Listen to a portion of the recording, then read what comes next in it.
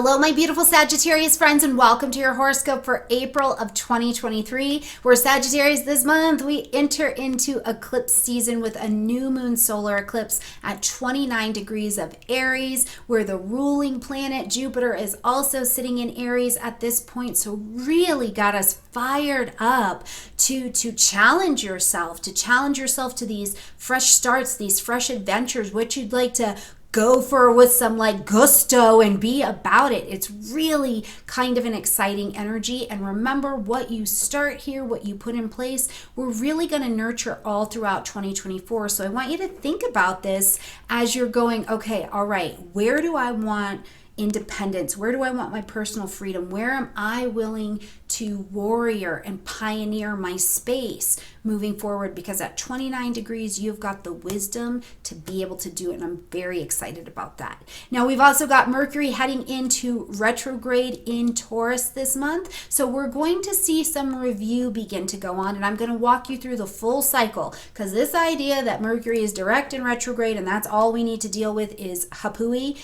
And we got to get away from that. I want you to really be breathing in the full cycle that I'm teaching you about, because it's the difference between I feel like things are clicking in and how come absolutely nothing's moving, sometimes in a 2 to 3 week difference. So I really want you to get keyed into that this month as we're traveling, okay?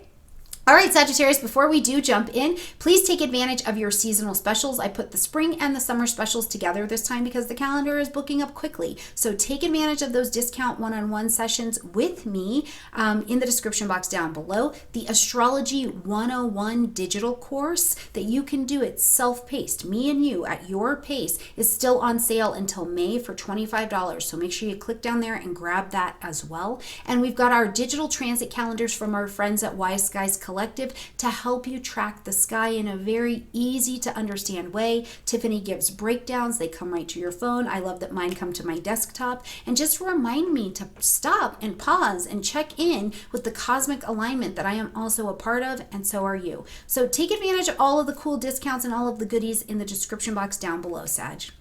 All right, into the month we go. So first and foremost, on the 3rd, we see Mercury moving into the energy of Taurus. Now, this is going to light up your 6th house area. So you can know that from now, really looking all the way until May 31st, this is where Mercury is going to work for you. But at this point, Mercury is direct. It's moving forward. The lights are on. Nothing in the way, okay?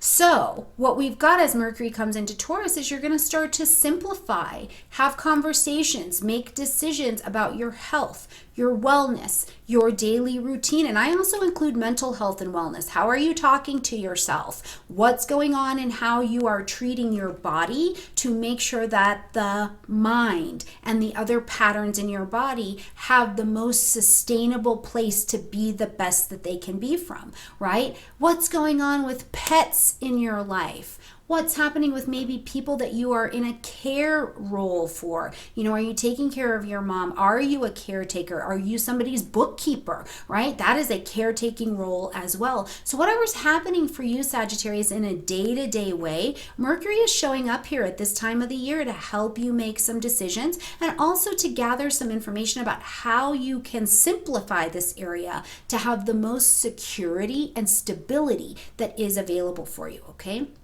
When we get to the 6th, we've got a full moon happening at 16 degrees of Libra. So the full moon is going to ask you to end something, acknowledge something, or to make an adjustment. We need some kind of course correction here, and this is going to be in your 11th house. So this is friends, social groupings, long-range plans, goals, desires, aspirations that you've got for yourself, organizations that you're connected to, okay? These things, something here is out of balance, and it is asking for your Libra attention to bring it back in balance. Now, one thing I want you to think about in this area this month with this eclipse, Sag, is where are you out of balance because you have not taken care of your own personal needs, right? Like you haven't spoken up. Maybe something's been provided to you, right? Maybe information's been provided, but you haven't also put your input into the course of action going forward.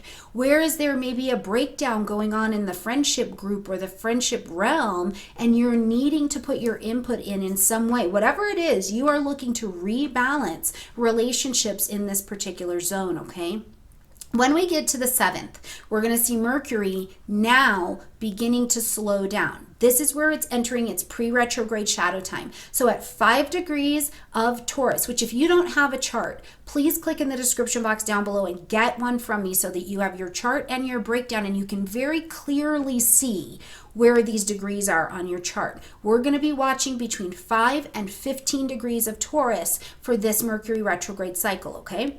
But Mercury on the 7th is going to start slowing down for pre-retrograde shadow time. So I want you, Sag, to be paying attention. What's starting to come up around your daily routine, your health, your wellness, your security, maybe something financial, relationships? What's coming up around the 7th? Because this will be what you will review during the Mercury retrograde cycle, okay?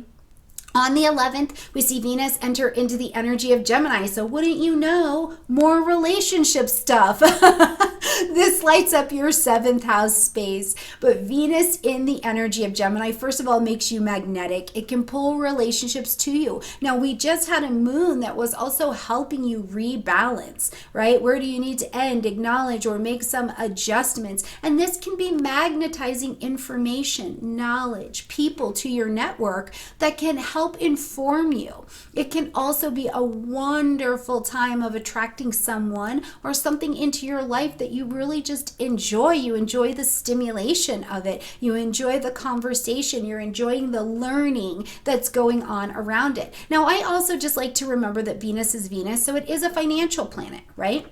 So this could be a time where, you know, do you need to go for a job interview? You need to update the resume. You put something out and now it's having some kind of financial return connected to a network or a teaching or something that you're learning. This is a wonderful use of Venus in this season, and you'll have it all the way until May 7th, okay?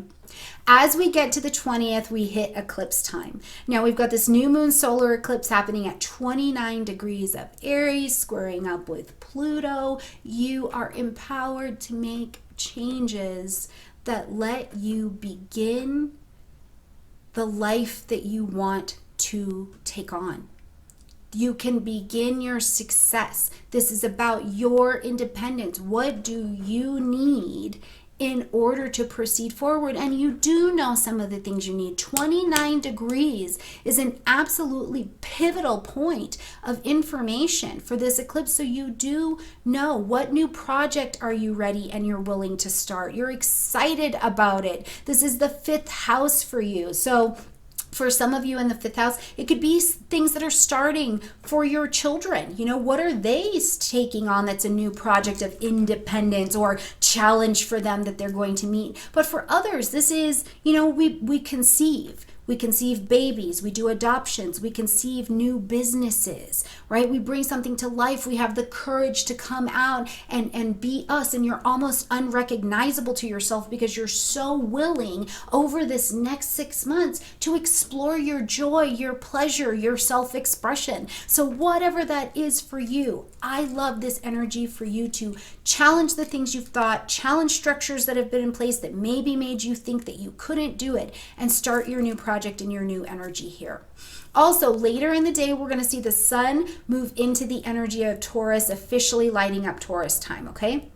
So the sun is bringing light, heat, life, and vitality into your life, into your space, into this Taurus section, into your health zone. Do you need to go to therapy? Are you being a therapist? What are you doing with your body? How are you fueling yourself? What do you need to do? Do you need to change your practitioner, right? Are you bringing that nutritionist, that alternative practice healer in, aromatherapy? What's going on with the animals? What's happening in the caretaking role? So whatever it is in your day-to-day mundane routines that seeks to have you be the best, the most steady, the most stable.